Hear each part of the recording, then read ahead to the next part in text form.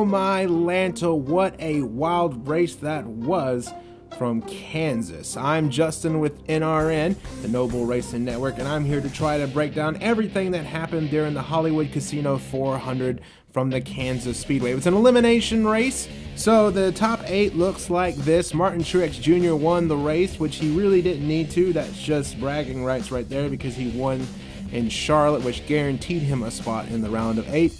So he's just adding a little flavor to the season. That's his 7th win of the year, 3rd win of the playoff season since it began, and that team continues to be the guys that you have to beat. They are the measurement. If you wonder, can I make it? I don't know. Can you pass the 78? If you can pass the 78 car, you might have a shot at winning the championship this year. So he obviously is leading the points right now. Denny Hamlin is 2nd, Kevin Harvick is 3rd, Brad Keselowski 4th, Chase Elliott 5th, Ryan Blaney makes it into the round of 8, he'll be 6th, Kyle Busch is 7th, and Jimmy Johnson is 8th and the last driver in the round of 8. Now you might notice that I left off a name that is a bit of a shocker. Kyle Larson is eliminated. That's right, Kyle Larson is eliminated, one of the favorites going in to win. I actually had him in my top 4, so my bracket is all jacked up. And that's it. That's no good. So Kyle Larson was eliminated. A blown engine. This is the first time in his career. That's right. This is the first engine failure for Kyle Larson in his career. He's never lost a Chip Ganassi engine before until today. And can you just imagine that for a second? He has never blown an engine until the day when he really doesn't need to blow an engine. But hey, I mean, that's quite an impressive stat to race as long as he has and never had an engine failure. I'm shocked. I'm absolutely shocked by that. Like I said, I had him in my top 4, so I cannot believe that. Matt Kenseth would be 10th. He's eliminated. Actually disqualified from the actual race, which I'll get to that in just a little bit. Ricky Stenhouse 11th, and Jamie McMurray was in 12th. There was a massive crash. Talladega-like crash during this race when Eric Jones got a little squirrely coming out of 2, overcorrected on the backstretch, turned into the field and caused mayhem. Jamie McMurray was taken out in that crash. He was running 5th at the time, so had he been able to finish the race, who knows what his day would have turned out, because he was running pretty strong and in the top 5 at the time of that incident. So bad luck for those guys. Jamie Mack will not make it, so he will be 12th. I said that there was a big crash. Kenseth was taken out in that crash too, and when he went down pit road, disqualified from the race for too many men over the wall, which this one confused me a bit at first. I knew that there was a penalty for too many men over the wall, but I had no idea that you could actually be disqualified from the race for something like that. But apparently, if you are on the clock, that 5-minute clock for repairing your car, and you have too many men over the wall, that is on grounds for disqualification. I had no idea. So file that away under things that you didn't know that you now know, and don't have too many men over the wall the next time you come into the pits and you start that 5-minute clock to work on the car.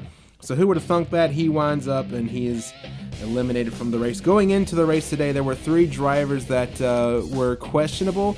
They were all championship drivers, and they had chances that they could all be eliminated had they not had solid days. Those guys were Jimmy Johnson, Kyle Busch, and Matt Kenseth. And Matt Kenseth is the only one of those who will not advance to the round of 8. Conversation never came up about Kyle Larson.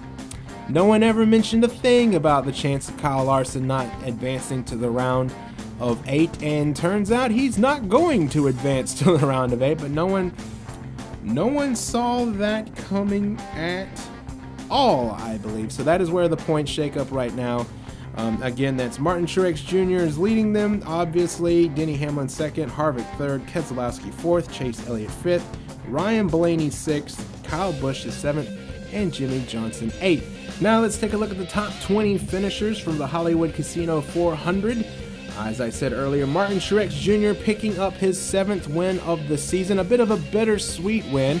Their fabricator passed away last night of a heart attack at Kansas. So a bittersweet victory for them, but dedicating that win to their fallen friend and team family member. That is always sad to see, but good to see that team pick up the win for him.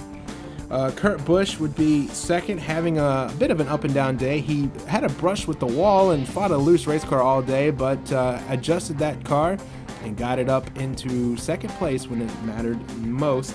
Ryan Blaney would be third, having started dead last on the field for a post-race infraction. They made him take his Wood Brothers car all the way to the rear of the field, but he drove all the way to the front and got a third place finish. Chase Elliott would be fourth, Denny Hamlin fifth. Chris Buescher having a very solid run in sixth place with his Chevy. Congratulations to Chris Buescher for a good race. Dale Earnhardt Jr. would be seventh, Kevin Harvick eighth, Eric Almirola ninth. That's a good finish for him. His last Kansas race at the start of the season, he had that terrible crash, which he missed a couple of races. So he returns and puts up a ninth place finish. Good job for him. Kyle Busch would round out your top 10. In 11th would be Jimmy Johnson. Then Paul Menard having a strong run in 12th. Brad Keselowski 13th. Austin Dillon 14th. Casey Kane 15th. Ty Dillon 16th. David Reagan with a strong run today in 17th, as well as Michael McDowell in 18th in that Chevrolet. Clint Boyer would be 19th, and Trevor Bayne would round out the top 20. Those are the top 20 finishers of your Hollywood Casino 400 from the Kansas Speedway. This weekend is the first race in the round of 8, the last round before we get to the top 4, and it's at Martinsville. We're going short track racing. So we saw the big restrictor plate craziness that was Talladega, where only 14 cars finished, looking like a short track. We have the massive big one here at Kansas with a lot of tore up race cars at the end, lots of playoff contenders involved, and really shakes up the playoffs. And we hadn't even gotten to the short track of Martinsville yet. That's this week. This is going to be crazy. Obviously, Martinsville has produced some exciting playoff races in the past. I'm looking at you, Matt Kenseth and Joey Logano. Who could forget that race? That is some of the action that we'll probably see this weekend. And 2 drivers to look at who are in the playoffs who can have, well, let's just go ahead and say 3 and throw Martin Truex Jr. in there. He's a bit like Batman these days, where Batman just always wins. It doesn't matter who Batman is fighting, he just wins. It's called the Batman effect. Well, this year it's the Truex Jr. effect. No matter where you go, he's up there racing for the win. So Truex Jr. is like Batman in that sense. Truex Jr. is Batman, I'm sure. Have you ever seen Batman and Truex Jr. together? No, you haven't. That's because Martin Truex Jr. is probably Batman. Anyway, this week in Martinsville, keep an eye on Denny Hamlin and Jimmy Johnson. Both those drivers are very strong at Martinsville. Denny Hamlin has lots of grandfather clocks, as does Jimmy Johnson, ticking away in their trophy rooms. Martinsville is considered a home track for Denny Hamlin because he's a Virginia boy, and he is going to be out there with a fury. He's sitting second in points right now, which he's actually been kind of quiet, which kind of scares me. It's kind of like that whole Mark Martin thing or that Bobby Labonte thing of, oh my gosh, there they are towards the end. Denny Hamlin's been kind of sneaking along here in the playoffs, and he's sitting in second place. So if he can win at Martinsville, which is one of his favorite racetracks, that guarantees him a shot at the championship in Homestead. So, which is actually kind of exciting. This Sunday, we will know the first contender for the championship possibly. Look for Denny Hamlin to have a strong run. Also, Jimmy Johnson. Jimmy Johnson loves Martinsville. Jimmy Johnson knows how to get around Martinsville. Jimmy Johnson could possibly win Martinsville. Not only that, but looking forward, he could also win at Texas. You know, Texas is a really good track for Jimmy Johnson. He's won there several times. So I think that, and usually historically, around this point in the playoffs where Jimmy Johnson goes into boss mode. So look for Jimmy Johnson to go into boss mode and possibly pick up a win. I still think he's going to fight for that 8th championship at Homestead. I'm still looking for him to get up there and maybe not win the championship, because obviously Truex Jr., you know, is probably going to win the championship, but seeing Johnson fight for that 8th one would be cool, and I still think he will pull it off because he is Jimmy freaking Johnson, and that's just what he does. So Martinsville and Texas, good tracks for him. Those are tracks that are coming up. And then Hamlin, of course, like I said, is a good Martinsville contender. Looking towards the top 4, who do I think?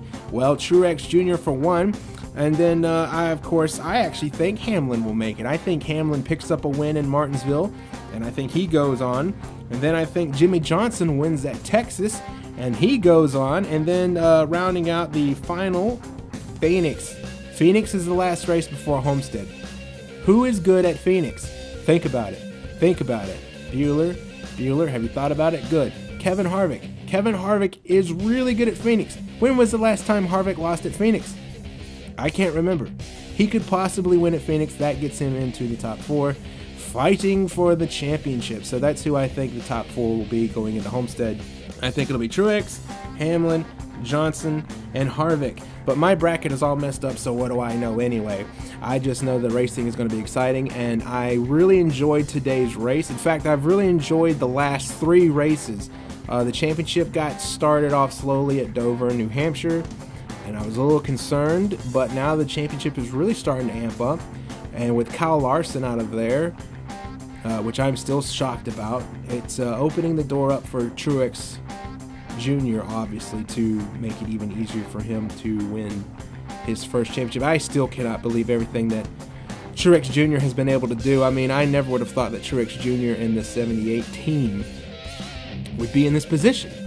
It's just so neat to see how they've evolved and grown as a race team and become a top-tier race team. It's just amazing. I remember Joe Nemechek used to drive that car, and Regan Smith used to drive that car, and it's just, wow. Looking forward to all the racing we have coming up ahead. Obviously, if today is anything that we can expect to see coming up in the next 3 to 4 weeks, you just can't predict this stuff. I'm Justin with NRN, the No Bull Racing Network. Thank you so much for tuning into this recap. I look forward to talking to you again next week. Stay safe this weekend. Can't wait for Martinsville, right? All right, guys. See you around. Take it easy.